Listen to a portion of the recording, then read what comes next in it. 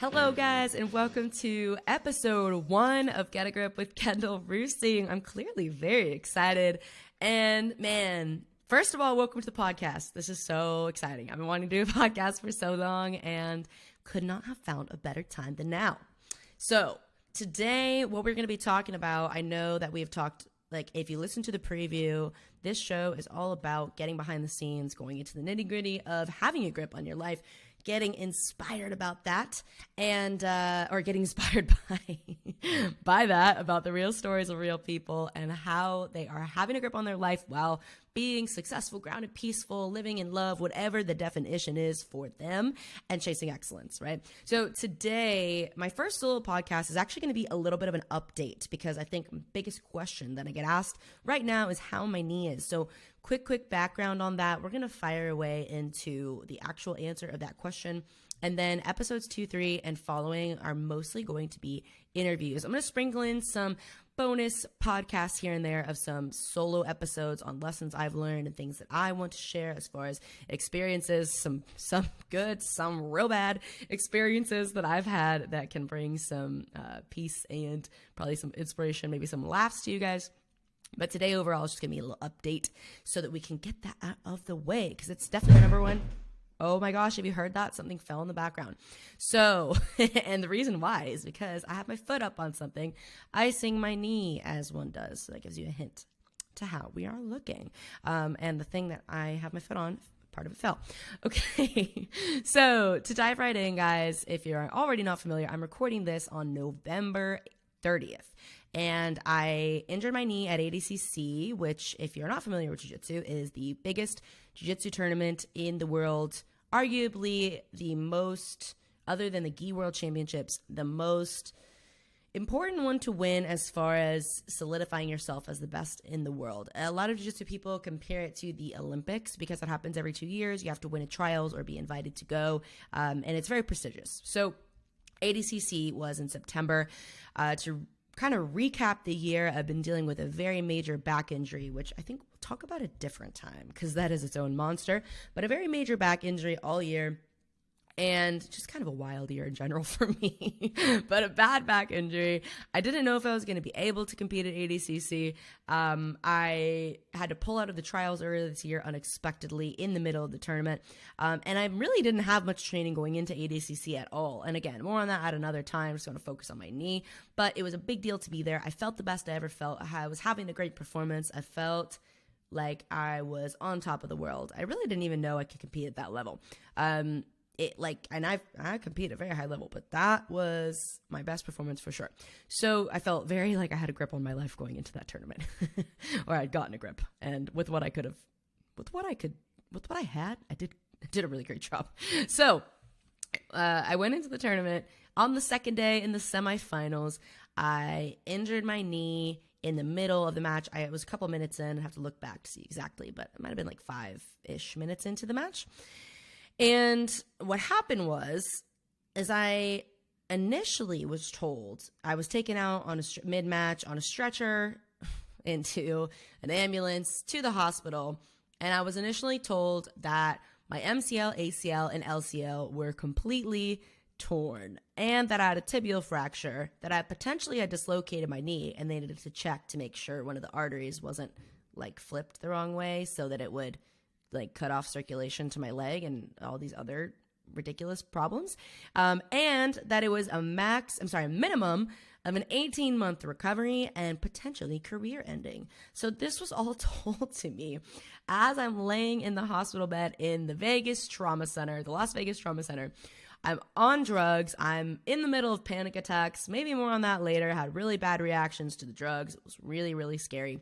And I'm like just lost, or just was pulled out of the biggest tournament in my mind of my life, which is like the pinnacle of my career, seeing it as the Olympics that I've dreamed about doing since I was 5 years old. And so talk about dramatic.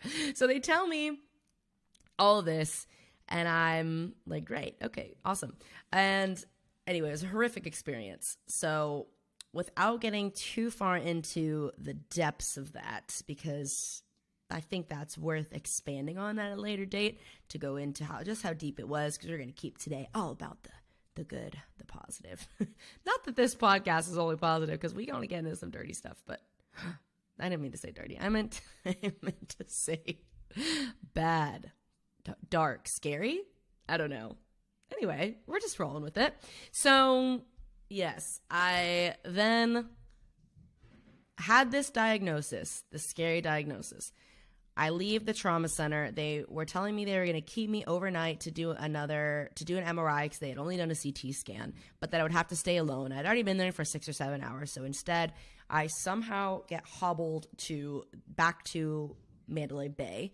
And I'm in this immobilizer. I'm like screaming in the ER, and I'm telling them, like, I have a very high pain tolerance. I've had a lot of injuries. I never like verbally have to like scream of pain, but it was probably the most excruciating pain I've ever felt in my life.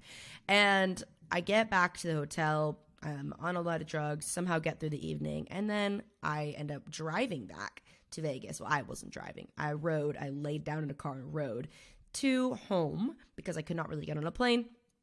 And then quickly after that, I had an MRI and my follow-up with my doctor. So initially I saw my doctor in Orange County, where I live, and he's an elite sports specialist who focuses on knees, of course.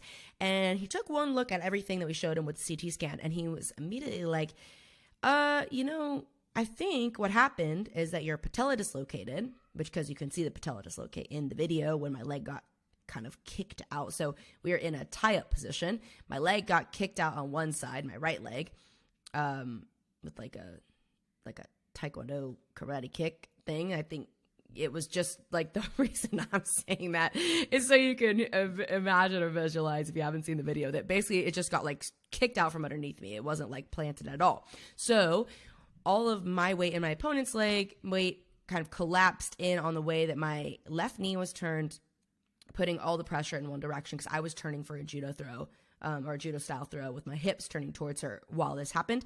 And my patella dislocated. And then on the mat, I could feel something was off. Obviously it was extremely painful. But something was very, very wrong. Whew, it's got like shivers thinking about it. And I used my right leg hooked behind my left to extend my leg and pop the patella back into place, which you can see on the video as well, which is on my Instagram if you like gruesome things like that. So that's there. And he's watching the video and he's looking at the CT scan, and he's like, I think your patella dislocated, and the way that patellas dislocate, it really, like, MCL, ACL, and LCLs should be fully intact because of the way the knee has to move to make this happen.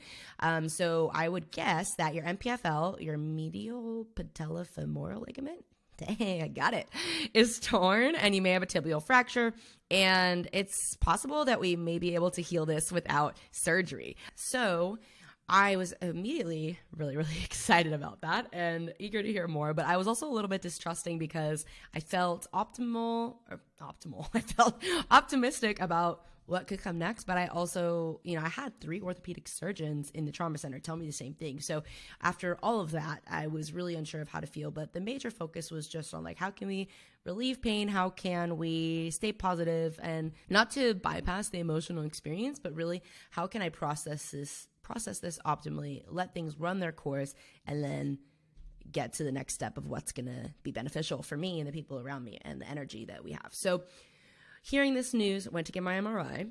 Really liked my doctor. This is the first time I met him. I've had some sports specialists that I've worked with in other areas like my back and my neck and things like that, but this was the first time I met him, so I had really good experience there.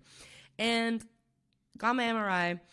While I was waiting for the results, things started to heal really quickly. So I was really impressed, and I started to, I think, have the experience of, like, I knew that the way that I felt and thought about my body and what was going on with my mind was greatly going to affect the physical healing. And so I just stayed really, really positive as far as what I was trying to, like, manifest within my body, what I was trying to teach my body to do as far as healing goes, and just the outlook that I was having. I would say the first 36 hours were really, really, really difficult.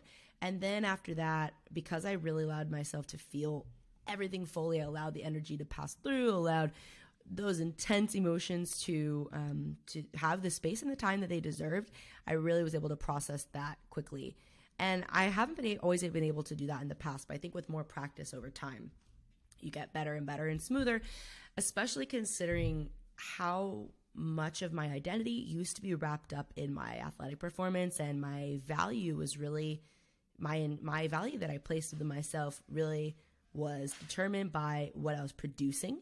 I've had to work through that a couple times with different injuries, and so this time was a little bit different, having already kind of rebuilt my relationship with myself and my value, not based on athletic performance, especially this year with the back injury and coming after that. So I was able to kind of process the pain quickly and then get into healing mode. So then fast forward to the MRI results, and I'm in the doctor's office, and he tells me your MCL, your LCL, and your ACL are all completely intact, not harmed at all. And immediately after I hear that, I'm like, wow, like, thank God. That is such a huge blessing that completely changes the outlook of what we're dealing with, from a major surgery or like, these talks of reconstruction and career ending things and 18 plus months and things of that nature. I mean, that already is a huge shift. So then we find out, okay, MPFL completely torn, which is what we thought. No tibial fracture, which is huge. And the risk with the divot that my kneecap sits into was that it might have been too shallow, which means that there's a really common reoccurrence in people with that kind of knee in patella dislocations or kneecap dislocations. My kneecap, everything was fine. So that is not actually an issue for me. And so what the prognosis is, or I think I know what the word prognosis means. what the next step is to try to heal without surgery. So I get these results back and I'm like blown away, because we went from in a trauma center on drugs, having panic attacks, having one of the most scary experiences of my life, and being told that my career could be over and that we might have emergency surgery that night, to immediately moving into this phase of like, wow, we're going to try to heal without surgery. I'm going to try to do this on my own with the help of physical therapists, my lifting coaches, my doctors, and smart people around me, and really just, focusing on my connection with my body and figuring out what I need. So we immediately went into that. I started going back to physical therapy. And I have great physical therapists that I have good relationships with because of my previous injury with my back. And, before my back injury, it's not like I had injuries consistently. It's just been a pretty crazy, last year or so. So I have really good relationships with them, and they immediately shifted the focus to my knee. What was funny is I realized that as soon as I started doing things for my knee, and I couldn't for the first 2 weeks. I mean, I was completely, or maybe the first 3 weeks. Yeah, 3 weeks, completely immobile, reliant on crutches. It was hard to even use crutches because it was hard to like pick my leg up off of a chair or a desk, because none of my muscles were, I wasn't able to activate them. So I would have to manually pick up my leg and move it, and that was excruciatingly painful, or have somebody do it. And luckily, I had a lot of help and support from the people in my life during this time, who really just sat with me almost like close to 24/7 and handled anything that I needed, whether it was helping me go to the bathroom, getting me water, and just, feeding my cats, like all of the above. So I had a lot of help. I couldn't move for the first three weeks really. But then after I started finally getting to physical therapy and doing very minimal movements, I started realizing that my back was still not healed, which sounds obvious when you think about it, because my back was not healed going into ADCC. But I had focused so much on my knee that I really had forgotten about my back. And then as I started doing some physical activity, I realized that I needed to still keep healing my back as well. So what I will say since then, so we're talking like September 18th to now November 30th. So I'd have to check the calendar to see exactly how many weeks. But if you say it's approximately maybe 7 weeks or so. Wait, that's not right at all. It's been approximately like 10 weeks, I think. I have to double check. But I think 10 weeks. If it's been approximately that long, I would say the last 3 weeks is when I've started to be able to incorporate some actual exercise, which means like getting my heart rate above like 110. So still minimal compared to what I'm used to being a professional and elite athlete, but way better than laying on the couch and doing nothing.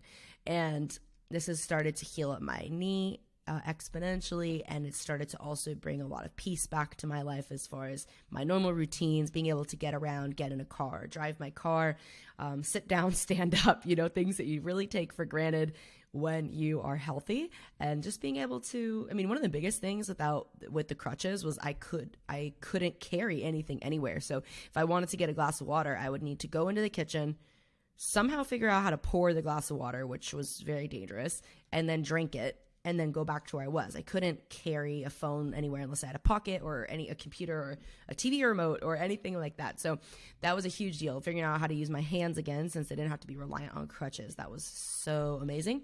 And we really pushed, I would say, pretty aggressively in the last 3 to 4 weeks as far as the progress in physical therapy and the progress with my strength coaches goes. So we've pushed aggressively. We're being careful, but we are getting a lot of movement and strength back into the leg, and I'm starting to feel my muscles work again, which is such a blessing. So all in all, the update is that we are trying to heal without surgery. Fingers crossed, and it's looking like that is going to be possible. As soon as I check in, every time I check in with my doctor, we're just trying to make sure we're on track. And the great news is we're ahead of schedule. I also was able to get stem cell treatment with Ways to Well. Brigham at Ways to Well is an absolute angel, and he immediately after my injury, I think the same night I was in the hospital, texted me because I had seen him for my back before, texted me immediately and said that he would help with whatever we needed. So I was able to get stem cell treatment on my knee pretty soon after the event, and I'm continuing to take BBC 157, which are peptides, and that's something that they provided as well. I was really lucky actually, because I thought I was going to have emergency surgery right away, and so I canceled everything on my schedule under the sun basically until like February. And then as things started to heal more quickly, I was able to do a little more travel earlier than I thought. So that meant I was able to go get the stem cell treatment in Texas, and I was actually able to do a little bit of commentating early. I had to be really careful about what I said yes to, because I noticed that I started doing too much too quickly, which if you know me, that is not a surprise. But it also let me be with my family during some tragic events that happened. We had some deaths in the family. We had, a lot of stuff going on. So I had this big 3 months planned after ADCC to be traveling, to be overseas. I had seminars and competitions and so many different events going on that all got canceled. That really, of course, it's always this way. When I look back, I can't have imagined a better scenario than exactly the one that I'm in, because it allowed me to be with my family. It allowed me to do things like start this podcast and work on other things outside of just sports and athletics. And it really expanded my capacity for compassion for other people and also myself. It gave me a genuine readjustment on my sense of self and my value yet again. And it allowed me to sit really, really, really still. I would say forced at first, not allowed, then allowed. It allowed me to slow down and really figure out what was important to me, to reshift my priorities, and to figure out how I could still be useful and valuable to myself and to the people that I love and to my community without my normal routines, without being entertaining on a mat, and without being able to coach my students or train with my teammates or be a good student for my coaches. So it was a big adjustment for me to figure out how I wanted to contribute in ways that I maybe hadn't before or hadn't done in a long time. So as far as the update goes, I don't have a return date. I'm hoping to be back on the mats maybe 4 weeks, maybe sooner if we're lucky, maybe longer. Maybe that might be a little bit aggressive, but I'm getting close to full range of motion back. I don't have it completely, but I almost sat crisscross applesauce today. I tried and I couldn't get all the way there, but it was close. So we're getting there, and I'm being very patient with my body. I want to be fully healed before I compete again. And my major goal right now is ADCC 2024. I have some other smaller goals in between, but that's really the major thing on my calendar that is important to me to get to and just perform my best at, very simply. I also want to say that when coming back from an injury, I've always rushed it. And at this point, it's fun when promoters reach out and I want to talk about what's going on early next year and when I'll be back. But I'm also very, very patient and slow compared to before. And I'm not setting any dates. I'm not really giving any tentative dates either. I'm going to wait to see what my body tells me it's ready to do and employ more modalities of healing and mentorship and leadership along the way to get assistance with that, and then go from there. So I'm not back on the mats yet. I don't know when I will be. I'm hoping in a couple of weeks, some very, very light movement. I'm still staying somewhat involved in jiu-jitsu. I'm doing commentary. I've been working very closely with Flow Grappling, Subversive, and other organizations. And I don't know when the competing will be in the future, but I'm hoping training will be very soon. And we'll start slow. We'll start minimally. I mean, when I was getting ready for ADCC, because of my back, I was doing like maybe 2 to 3 sessions of actual training. And I mean, that's, again, we'll talk more about the back situation later, but that is something that we'll probably start with again when I come back from my knee, and make those sessions very, very focused on real strong implementations of changes in my game and additions, rather than just grinding it out and getting as much training as I can as possible, because I don't think that is going to be very helpful as far as moving the needle. I think what this injury has really done for me is it's helped me figure out how to move the needle in really efficient and effective ways, and not just grind for the sake of grinding. I love the quote that like busy is the new stupid. I think it's something like that. It's along those lines. And I can't remember who said it. It might have been Warren Buffett, or that is probably not true. So please don't flame me if that's not correct, but I will find it. But it's true. I no longer want to be busy for the sake of being busy. I want to be effective. And this knee injury has really taught me a lot about how to do that, because it took away so many of the things that I saw as effective before. And then once they were taken away, I realized that they weren't really bringing me what I thought they were bringing me. And I had to find new ways of going about that and reframing my life and what was important to me. So that is the update on the knee. We are, fingers crossed, knock on wood, not going to have surgery. There may be a change to that if things don't heal the way that we want them to, but that will be far in the future, because according to my doctor, we have to really like get back on the mats, get moving, put myself in these difficult situations and positions to see if there is still agitation, or to see if there's lack of range of motion, or to see if my kneecap continues to come out of place. And if it does continue to come out of place, then obviously we'll have to look at surgery there and see what the best options for. But I don't see that in my future based on where I'm at now, being really ahead of schedule and having all my doctors and physical therapists really, really happy with where we are. So to be honest, it's the best case scenario that we could have had. I'm so incredibly lucky and blessed to be in the position that I am, and to have so many people to help me. And it's the best possible outcome for an injury that you really could ask for.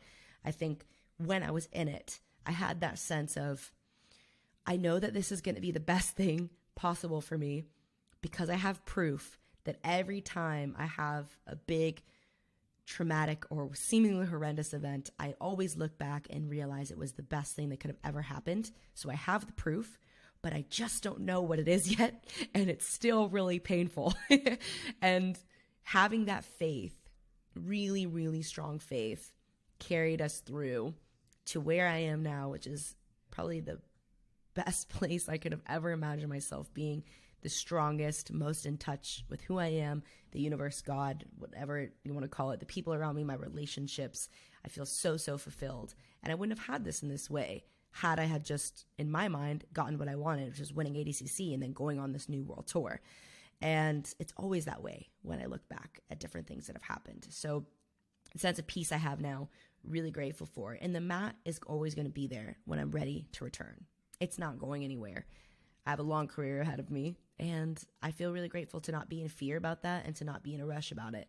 I don't have certain names that I need to knock off a list and people that I need to beat or certain titles I need to win. There's some things that excite me, like winning ADCC or retaining certain titles that I have, but I don't feel that pressure anymore to perform in a way that's going to bring me value, because I've had to find my value outside of performance. And that's been probably the most beautiful experience for me, and led me to a lot of peace and fulfillment in so many different areas. So this is my update. This is probably different than the normal episode that we're going to get here on Get a Grip, because this is a very, very specific update that I've been waiting to give for a long time and people ask questions about a lot.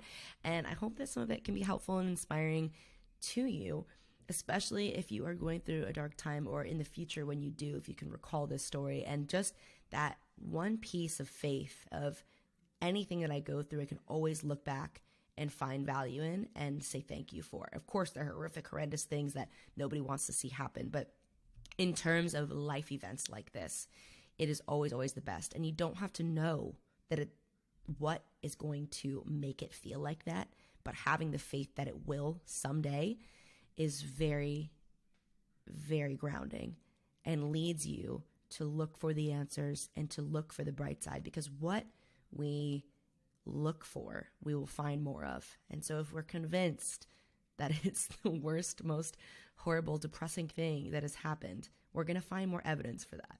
But if we are convinced that it's the best thing that could have happened and we don't have to know why yet, then we're going to find evidence for that as we go. And I think clinging to that and having people in my life to remind me of that and staying strong in that faith really made all the difference. And I'm so, so grateful. So thank you so much for listening to my story. Thank you for being here. Thank you for being patient in this answer if you've been wondering for a while. And just thank you for listening to the podcast and witnessing all that is going to be happening on Get a Grip with Kendall Rusing. There's so many amazing interviews coming up in the next few podcasts. So please subscribe, like, share, leave a review. Actually, that's one of the most important things because I want to know what you want to hear. I know what's helpful for me, but I would love to know what's helpful for you. Who do you want to hear from? What do you like? What do you not like? What is helpful? What's not helpful? So that I can formulate the podcast around what's best for you as the listener. It's really, really valuable and important to me. So I really appreciate it. And I will definitely see you next time. But in the meantime, make sure you do all that. Oh, you can find me on Instagram. If you have any specific questions about this podcast, you can leave it in a review, but you can also write me there. You can comment there. Check those out. I'll leave all the links and everything that you would need in the description notes and the show notes. And this is officially my first closing of our first podcast. Again, thank you for being here. Thank you for witnessing it, and we'll see you next time. Should I add like a weird ending to each podcast? I'm already weird enough. I don't know if I need to do that. Peace out. Stop.